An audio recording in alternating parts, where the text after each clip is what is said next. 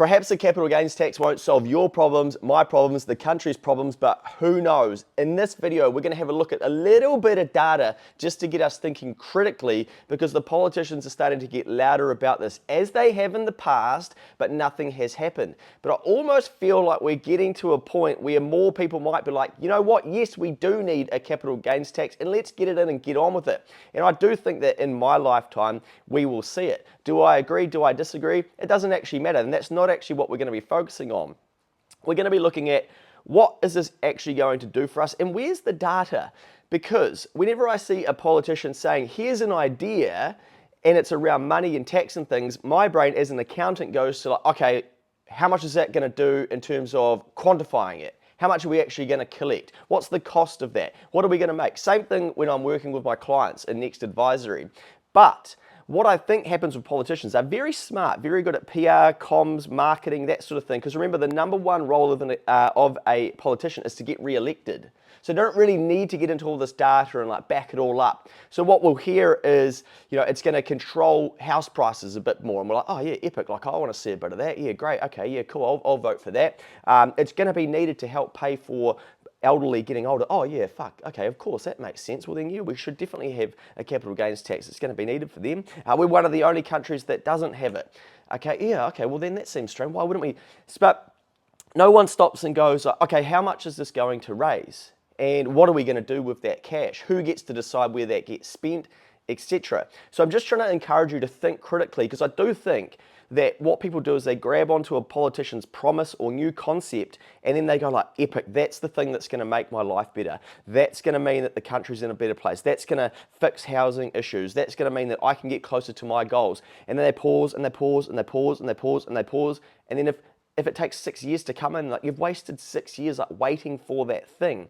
You have to understand that politicians, as well-intentioned as they may be, you know, the economy and taxes and thing, it's a big moving beast. And sometimes they can't actually achieve what they would like to. And you think, you know, that you're giving your power to them and thinking like, okay, they'll make my life better. But from what I've seen, you know, they're not really there to be making every single person's life better. They're trying to build a framework where for most of us that are capable of it, we can get out and have a crack. And that's where it starts to break down, because people feel like they can't at the moment, and probably have felt like that for a long time and feel like it's getting worse. But a lot of that comes back to the monetary system that sort of sits aside from politicians, and then the politicians tinker around the edges. But remember, they're trying to get re-elected. So let's just go back for some history, some very short history. Jacinda Ardern rules out a capital gains tax. Wouldn't you think, you know, a party that fully believe in that, with the most popular leader of all time, they're like, okay, bang, we've got to get this done. And then it's like, no, they don't do it. Okay, that's strange. And then Chris Hipkins gets in and he's like, look, we need to be thinking about this. They have a report and stuff, and I think another guy from Labor might have suggested that they do it, and it was all in the media again, and it's like, Kiwis aren't too keen on this, we're going to let it go, because we want to get re-elected, right? And then now they don't get re-elected based on a whole heap of other things as well, and then it's like Chris Hipkins like, we need a capital gains tax, and so they're back at it again. And because then they think, okay, let's see if that's going to drag our popularity up and we're going to get back in. Now, I just think we just need to be aware that like that's the game that the politicians play. As much as they'd say, no, it's not, like how has it changed? How has it changed from 2019 or whenever, when Jacinda Ardern was like, no, we're not going to campaign on that because New Zealanders don't want it, to now like, oh, they do want it. What, that 5-year gap? Like surely the same thinking has been there as here, and all those same arguments like, oh, people are getting older, we've got an infrastructure deficit, and you know, other countries have it around the world and we don't. Like all of the arguments are still the same. But what happened? Well, we're trying to get people to vote. Anyway, like I said, let's go back to then data and figure out, well, like what would this actually achieve? So I then was searching, okay, tell me, Chris Hipkins, you know, how much are we going to collect through this capital gains tax? Because I've heard we've got a $200 billion shortfall in infrastructure. I can see people are getting older. I can see people are getting unhealthier, and the healthcare system is struggling. We're not paying our doctors enough, our nurses enough, all these things. I'm like, man, these are big, expensive problems. We've got a lot of fiscal pressure. How are we going to solve this stuff? A capital gains tax, boom, the silver bullet, you beauty. How much is it going to bring in? I can't really find any data, and I'm like, how the hell can we not find the data? Like when a client comes to me and they're like, we're going to borrow to buy this tractor, I'm like, great, like what for? And you know, what's it going to generate? What's it going to do? What's the strain that's going to put, excuse me, I've been a bit unwell. These are unscripted and unedited, as I've told you. And then, what's Australians going to put on the business, but what's the future growth, etc. So we're looking at all that stuff. And this, I'm like, well, where's the data? Anyway, in 2019, the tax working group, chaired by Sir Michael Cullen, a Sir, estimated that such a tax could generate approximately New Zealand dollars $8.3 billion over 5 years. So not $8.3 billion in one go, over 5 years. So $1.66 billion annually. Epic. Epic. That will fund infrastructure. Oh, that'll sort the. Oh, $8 billion. $8 billion. We're desensitized to money now. A billion's not even that much money. And I'll tell you why in a second. But that's kind of frightening, right? Okay, well, shit, so we're going to do all of this for $8 billion. Well, let's just have a look at this, right? In 2019, let's go back. So I asked, what is the core Crown tax revenue in 2019? And I pull up their annual report. What a geek. What am I doing with my life? Anyway, $86.5 billion of tax in the 2019 financial year. Okay, what about in 2024? Oh, wow. New Zealand's core Crown tax revenue was approximately $120.6 billion. Okay, quick bit of math here. That's about 13 and another 20. $33 billion increase in tax take for the government in that 5 years. 33. Okay, we thought things were going to be better with another 8. Shit. Okay, so our tax takes increased by 33 billion. Like, yeah, okay, we've created all this money and the economy's gotten bigger or whatever, and there's more tax coming in. Everyone's going to have their argument of like why it still doesn't really matter. But we've had $8 billion over 5 years, times by about 4, and we still haven't solved infrastructure. We still haven't kept young people from leaving. We still haven't kept nurses and doctors from going, hey, I'm not getting paid enough here. This isn't great. Sheepers. You can see the stress financially on the budget of this country, and it'll continue whether we have a capital gains tax or not, because it doesn't look like $8 billion is going to solve our problems, because $32 billion didn't really do too much, did it? But then I thought, well, hang on. We always hear as well that, we've got a low debt to GDP. So shouldn't we just borrow the cash? Why do we even need to tax people if it's fine to borrow? Apparently we've got a low debt to GDP, just borrow more money. So I thought, okay, well, let's have a look. June 2019 and June 2024, what's happened to our net core Crown debt? Well, that's increased from $57.7 billion from 2019 to $175 billion. Sheesh. Making a rise of about $117.8 billion.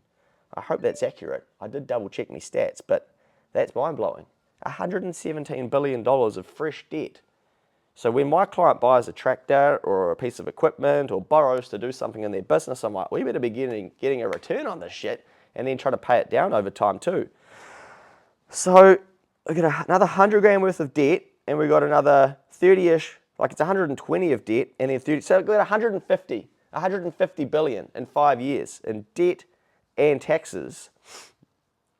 And I just having a quick look at, oh no, they haven't started the second bridge over the Auckland Harbour there. I think the hospitals are struggling, etc. We've got record numbers of young people leaving the country. So all I'm saying here is, if we go back to data when some of these politicians start talking to us, like, tell me how you're going to solve these big problems with not quantifying what the amount is. Okay, maybe it's 20 billion over 5 years, not 8 anymore. Maybe Sir Michael Cullen's numbers have to be increased and it's 20 billion bucks that we need to grab onto. Well, shit. Like, what's 20 billion bucks going to do over 5 years? My warning to you is, when you see these big conversations pop up, great, like, get involved in them, and even, like, take a side, but don't get too tribal. Like, look down on them and be like, okay, what's going on here? But think critically and go back to some data and be like, shit, are these guys really going to solve these problems with these things that they're talking about? Or are they just trying to get my vote? And it sounds really cynical, and I even know some politicians and get on well with some of them, So I'm compromised talking like this because I'm talking down their career and maybe their intentions and whatnot. But as I learned, like, going through my life, like, you've got to be real careful what they say and what they intend versus what ends up happening. I am in the top tax bracket, as an example. I just start earning, really good money, and I fucked around heaps in my 20s, for instance, when I could have probably been on the path earlier, and then bang, it's like, oh shit, now we've got a top tax bracket of 39 cents for everything over 180K. Oh, boo-hoo, Luke, you're fucking killing it anyway. I get it, I hear you. But at the time, I'm like, okay, how much are they going to raise? What are they going to do with this? And it was like, it's going to help us service the debt of the country. Yeah, well, I don't know how well that's gone. Like it was estimated it would raise like $500 million. Well, sheesh, the tax takes increased in 5 years by 30 something, and then the debt's gone up by over 100 billion. It's wild, the numbers out there these days, and how these little changes around the edges we think, are going to solve these big problems. But man, we've got some serious conversations to have as a country and figure out how to pay for some of this stuff and how it works and whether it's efficiencies and whatnot and whatever you believe. But please, like whether you vote, left, right, up, down, I don't even know like the difference. Anyway, just be very careful handing over your power and your thinking and your inability to think critically to your ability to think critically to politicians, thinking that, oh great, they've got this plan now, they're going to solve everything for me, because you're just going to give them years of your life where you could have been figuring out yourself, like, okay, what do you do? And one thing I haven't touched on is, taxes are designed to incentivize different things. So I think a lot of people, they want capital gains tax to then disincentivize property investment as an example.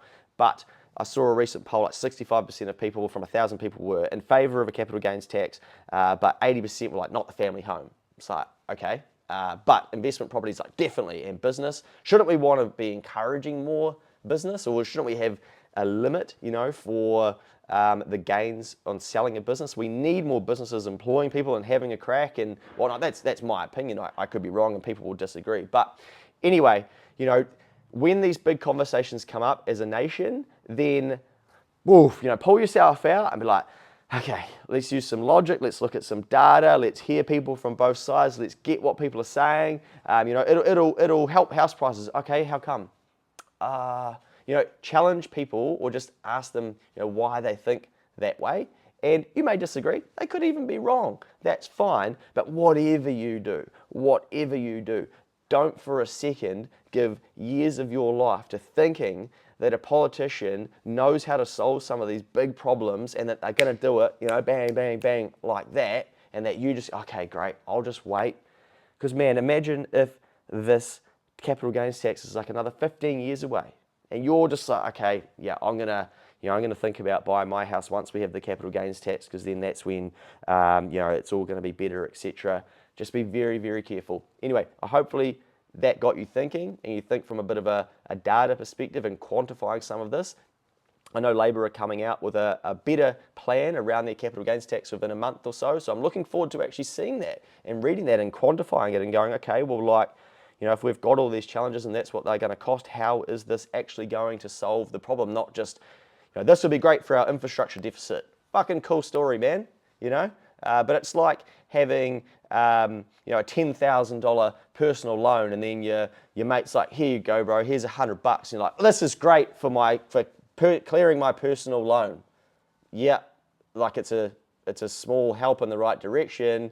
However, it hasn't solved the problem. We still need to get on with it and figure out how we're going to clear that loan in our personal lives, as an example. So again, data, logic, thinking critically, look down on these things. Be careful not to delegate out your power to people who ultimately want to be re-elected and want to carry on their career and their job, and they will flip and flop and whatnot, because they will do what's in the best interest of ticks for them rather than for the country or yourself. And sorry to the politicians who may be watching, because I get it.